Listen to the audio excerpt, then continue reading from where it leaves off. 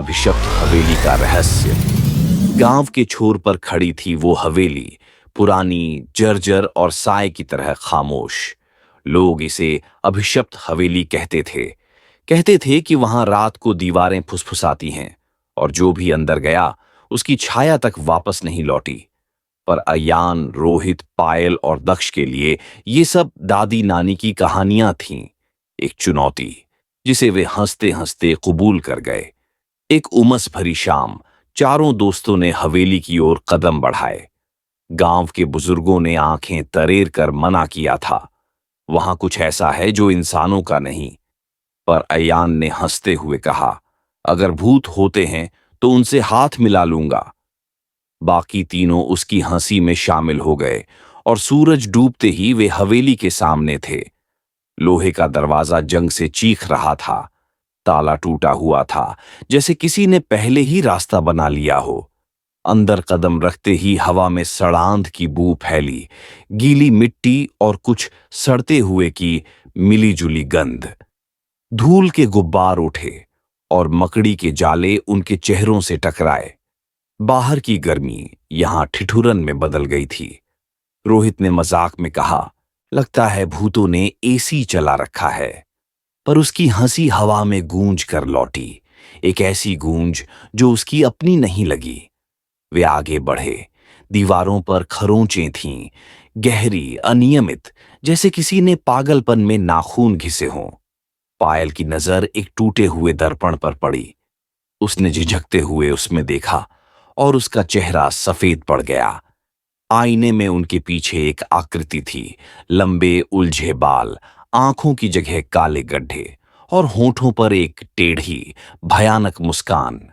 उसकी उंगलियां हवा में लहरा रही थीं, जैसे उन्हें छूने की कोशिश कर रही हो। पायल की चीख हवेली में गूंजी और बाकी तीनों पलटे, पर वहां कुछ नहीं था। ये मेरा वहम होगा, पायल ने कांपते हुए कहा। पर तभी एक पुराना लकड़ी का दरवाजा जोर से खुला, जैसे किसी ने उसे लात मारी हो। अंदर एक कमरा था, अंधेरा, ठंडा, और बीच में एक मेज पर एक किताब पड़ी थी। किताब का चमड़ा फटा हुआ था और उस पर खून के धब्बे से निशान थे। अयान ने उसे उठाया और पन्ने पलटे। हर पन्ना खाली था, सिवाय आखिरी के, जिस पर काले स्याही से लिखा था, तुमने मुझे बुलाया, अब मैं तुम्हारा हूं। तभी हवेली हिलने लगी, खिड़कियां अपने आप खुल बंद होने लगीं और कांच के टूटने की आवाजें गूंजने लगीं। रोहित चिल्लाया, यहां से निकलो!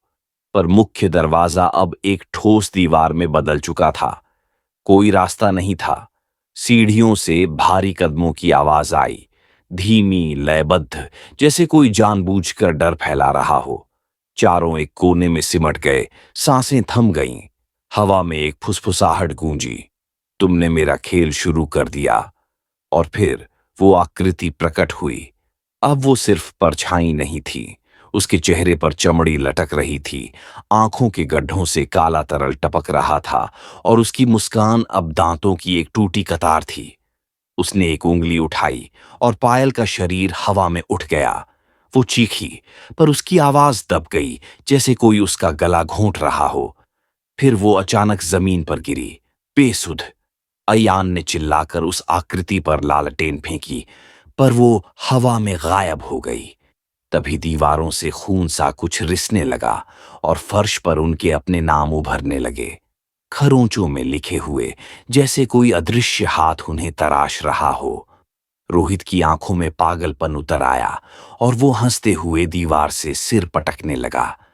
दक्ष ने उसे रोकने की कोशिश की, पर उसकी बाजू पर नाखूनों के निशान उभर आए, गहरे, लाल, जैसे किसी ने उसे पकड़ लिया हो।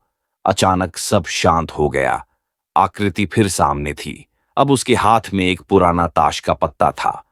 उसने उसे हवा में उछाला और पत्ता जमीन पर गिरते ही चारों की चीखें हवेली में गूंज उठीं। फिर अंधेरा छा गया, गहरा, ठोस, ऐसा कि अपनी सांस तक न सुनाई दे। अगली सुबह गांव वाले हवेली के बाहर खड़े थे। चारों दोस्त गायब थे। दरवाजे पर ताजा खरोंचों में 4 नाम लिखे थे, अयान, रोहित, पायल, दक्ष। पर कुछ लोगों ने देखा कि हवेली की खिड़की से एक परछाई झांक रही थी, चार चेहरों वाली, जो हंस रही थी। रात को गांव में हंसी की आवाजें गूंजती हैं, चार अलग अलग हंसियां जो कभी खामोश नहीं होती। कहते हैं हवेली अब खाली नहीं है, वो जाग चुकी है और हर नए चेहरे का इंतजार करती है अपने खेल में शामिल करने के लिए।